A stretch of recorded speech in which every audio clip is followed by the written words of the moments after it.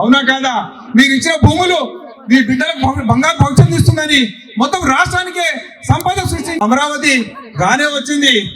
గత ఎన్నికల్లో మేము జగన్మోహన్ రెడ్డి తరఫున పోరాడాం, మేము మాట్లాడాం.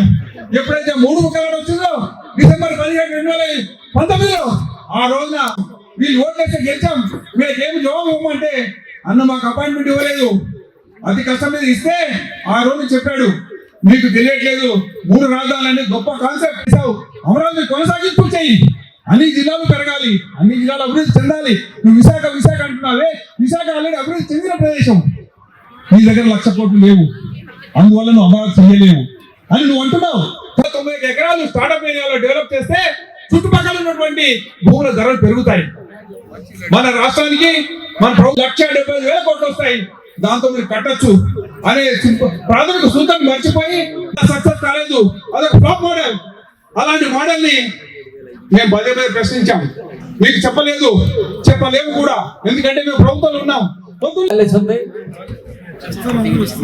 గోపాల్ కృష్ణ ప్రసాద్ గారిని కూడా చాలా ప్రత్యేక ధన్యవాదాలు. ఈ రోజున మనం అందరం కూడా నాకు చెప్పారు, పెద్దలందరూ చెప్పారు, ఇంకొక 80 రోజుల్లోనో 90 రోజులు కరెక్ట్ గా 100 రోజులకి చంద్రబాబు నాయుడు అనే నేను అనే ముఖ్యమంత్రిగా ప్రమాణ స్వీకారం చేస్తున్నానని ఖచ్చితంగా చెబుతారు. అది తథ్యం. ఎందుకంటే ఎన్నికలు జరిగిన తర్వాత పార్లమెంట్తో కలిసి వస్తుంది కాబట్టి 100 అని అంటున్నారు, అందరూ 80 అంటున్నాడు, శ్రావణ్ కుమార్ 100 అంటున్నాడు ఏంటని మీరు అనుకోవచ్చు. పార్లమెంట్ ఎన్నికలతో కలిసి వస్తాయి కాబట్టి ఇతర రాష్ట్రాల ఎన్నికలకు సంబంధించిన అన్ని కూడా ఎన్నికల తేదీ ప్రకటించడం, ఫలితాలు ప్రకటించడానికి కొద్దిగా ఆలస్యం అవుతుంది. అందుకని 20 రోజులు పెంచాను నేను. అది ఉద్దేశం. ఆయన గారు ముఖ్యమంత్రి అవడం తథ్యం. ఈ రాష్ట్రం ఈ దుర్మార్గుడి పరిపాలన నుంచి బయటపడటం ఖాయం. కాకపోతే దానికి మనం కొన్ని పనులు చేయాల్సిన ఆవశ్యకత ఉంది.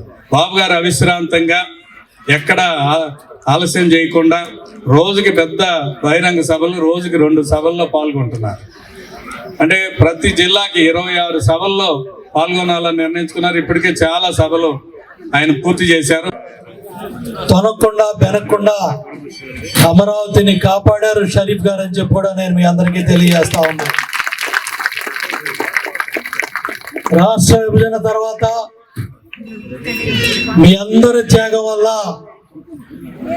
అమరావతి ప్రజా రాజధాని ఏర్పడింది.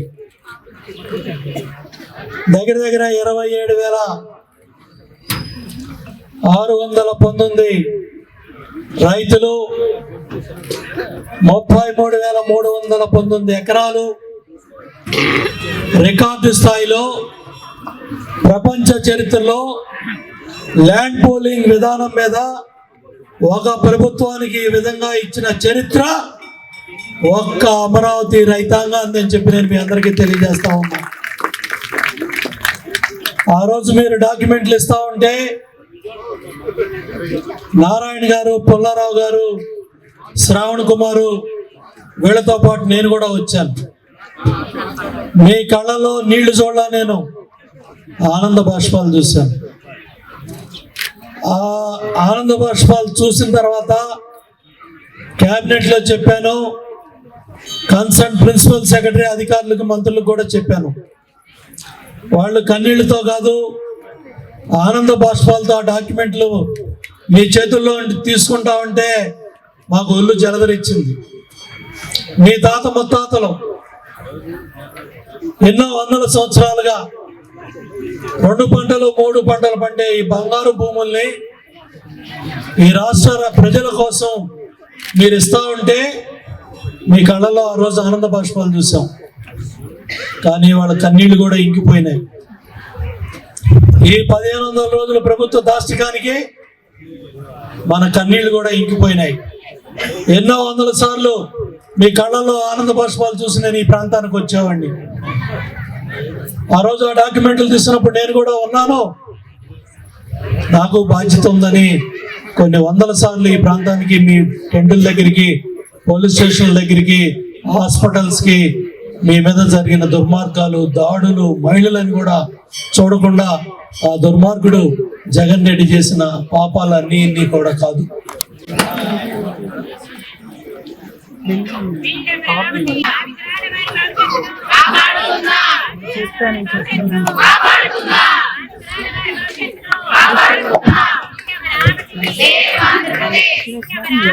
సేవ్ ఆంధ్రప్రదేశ్, ఒకే రాజధాని, ఒకే. అవహేళనకు కానివ్వండి, ఇబ్బందులకు కానివ్వండి, ముగింపు పలికే రోజులు చాలా దగ్గరలోకి వచ్చినాయి. ప్రతి సమస్యకి కూడా విరుగుడు అనేది తప్పదు. ఏదో ఒక విరుగుడు కనిపెడతాడు దేవుడు. మనం అందరం దేవుడు నమ్ముతున్నాం కాబట్టి ఆ ముగింపు అనేది చివరికి వచ్చింది. మీ అందరికీ కూడా జనసేన పార్టీ తరపు నుంచి ఒకటే చెప్పదలుచుకున్న ఈ రోజున, అధికార పార్టీ నాయకుడిని మనం తిట్టడం అంటే అతను మనం తిట్టిన దానికి రెసిప్రోకల్ గా తిట్టడం తప్పితే అతన్ని మనం ఊరికి అనలేదు. వాళ్ళు చేస్తున్నటువంటి దుర్మార్గాలన్నింటినీ కూడా ప్రతి సభలోనూ కూడా ఉన్నటువంటి నాయకులు ఎండగట్టిన సందర్భాలు మీకు తెలుసు. పదే అవన్నీ చెప్పుకునే కంటే కూడా ఏదైతే జనసేన పార్టీ నాయకుడు ఈ రాష్ట్రం కోసం, ఈ రాష్ట్ర భవిష్యత్తు కోసం, మరి ముఖ్యంగా ఈ రాజధాని కూడా ఏర్పడతాం తథ్యం. ఆ ప్రభుత్వం ఏర్పడిన తర్వాత ఇందాక వెళ్ళినటువంటి ఉమామేశ్వర గారు చెప్పారు ఏ రకంగా మనల్ని ఇబ్బందులు పెట్టారు అనేది. ఆ ఇబ్బందులు పెట్టిన ప్రతి ఒక్కడు కూడా ఇబ్బంది ఎదుర్కోక తప్పదు. ఖచ్చితంగా మీకు మాట ఇస్తున్నామే వాళ్ళ, మిమ్మల్ని ఇబ్బంది పెట్టిన ప్రతి ఒక్కడిని కూడా ఇబ్బంది అంటే ఈ రకంగా ఉంటది అనే విధంగా వాళ్ళందరూ కూడా చూపిస్తామని చెప్పేసి కూడా చెప్తున్నాను. అదే విధంగా ఈ ప్రాంతంలో ఉన్నటువంటి ఈ మహిళా మతలందరికీ కూడా ఈ రోజున ఏ రకంగా మనం అయితే సభలు పెట్టుకున్నామో ఇంతకంటే ఘనంగా సభలు పెట్టి ప్రభుత్వం తరఫున మీ అందరికీ కూడా సన్మానాలు జరిగే విధంగా కూడా ఒక చర్య ఉంటుందని కూడా నేను చెప్తూ మరొకసారి మీ అందరికీ కూడా శుభాకాంక్షలు చెప్తున్నాను. ఎందుకంటే అతి త్వరలోనే మనం అనుకున్నటువంటి కోరిక నెరవేరుతుంది కాబట్టి ముందుగానే మీ అందరికి కూడా ఏదంటే బెస్ట్ ఆఫ్ లక్ అంటే మీ అందరికి కూడా ముందుగానే బెస్ట్ ఆఫ్ లక్ చెప్తూ శుభాకాంక్షలు చెప్తూ మరొకసారి మీ యొక్క పోరాటం చరిత్రలో నిలిచిపోతుంది అని చెప్పి ఆనాడు స్వతంత్ర పోరాటం అయితే ఏ రకంగా గుర్తుపెట్టుకున్నామో మళ్ళా మన పిల్లలు మన మనమళ్ళు ఫలానా రోజుల్లో ఈ ఆంధ్ర రాష్ట్రంలో రాజధానిని ఒక వ్యక్తి వచ్చి నాశనం చేయబోతుంటే ఈ ప్రాంతంలో వాళ్ళు పోరాటాలు చేశారంట. పోరాటం ఫలితంగా ఇక్కడ రాజధాని ఏర్పడింది అనే ఒక మహానగరాన్ని నిర్మించుకుని దాన్ని మళ్ళా ఒక చరిత్ర రూపంగా చరిత్ర పుస్తకాలు రాసే విధంగా చేసినటువంటి మీ అందరికీ కూడా మరొకసారి ధన్యవాదాలు చెప్తూ ఈ అవకాశాన్ని కల్పించినటువంటి చేసిన సదస్సులో, ఈ సమావేశాల్లో మీ అందరినీ కలుసుకోవటం, ఒక ఆత్మీయ బంధువులుగా మీ అందరినీ కలుసుకోవటం నాకు ఆనందం ఇచ్చిందని సందర్భంగా మనం చేస్తున్నాం. దేవుడు నాకు అవకాశం ఇచ్చారు. నాకు ఎటువంటి రాజకీయ కుటుంబం కాదు, అలాగని ధనిక వర్గం కాదు. అన్నగారి మీద అభిమానంతో ఆనాడు 1982 నుండి రాజకీయాల్లో ఉంటూ మొత్తం నా సమయాన్ని, నా జీవితాన్ని, ఒక మాటలో చెప్పాలి, నా జీవితాన్ని తెలుగుదేశం పార్టీ కోసం అంకితం చేశా. ఆ రకంగా అంకితం చేసినందుకు చంద్రబాబు నాయుడు గారు అనేక సందర్భాల్లో పదవులు ఇచ్చి గౌరవించారు. ఆ తర్వాత ఎమ్మెల్సీ ఇచ్చారు, ఆ తర్వాత చైర్మన్ ఇచ్చారు. అసలు శాసన మండలి అంటే ఎవరికి గుర్తుండే మండలి కాదు. ఇప్పుడు కూడా శాసనసభలోనే అన్ని కార్యక్రమాలు జరుగుతుంటాయి. శాసన మండలిని ఎవరు పట్టించుకోరు, అందులో జరుగుతున్న తీర్మానాలు కూడా ఎవరు కూడా చూడరు. కానీ దేవుడు చిత్తం ఏంటో నాకు తెలియదు. నేను అవటం అయిన 6 మాసాలకి జగన్ ప్రభుత్వం రావటం, అప్పుడు శాసన మండలి కీలక పాత్ర పోషించే పరిస్థితి వచ్చిందనే విషయాన్ని కూడా ఇస్తూ మనం చేస్తున్నాం. చరిత్రలో ఇప్పటి వరకు శాసన మండలిలో అటువంటి అవకాశం ఎవరికి రాలే. ఆ అవకాశం దేవుడు నాకు ఇచ్చాడు.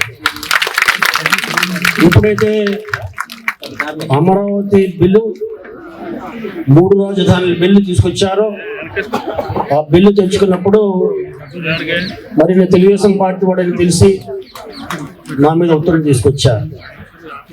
అనేక రకాలుగా ప్రలోభ పెట్టారు. నేను ఒకటే చెప్పాను, నేను ముస్లింని, ఇస్లాంలో ధర్మాన్ని అనుసరించి జీవితం గడిపేవాడిని. మా ఇస్లాంలో నమ్మిన వారిని మోసం చేయమని ఎక్కడ చెప్పలేదు. అదే కాకుండా ఒక పదవిని అడ్డం పెట్టుకుని దాన్ని అవకాశంగా మార్చుకుని డబ్బులు గడించే పరిస్థితి ఇస్లాంలో ఎక్కడ ప్రబోధించలేదు. కాబట్టి మీరు నా డబ్బులు జోలికి రావద్దు, డబ్బులు తీయవద్దు, మీరు నాతో మాట్లాడొద్దని చెప్పాం.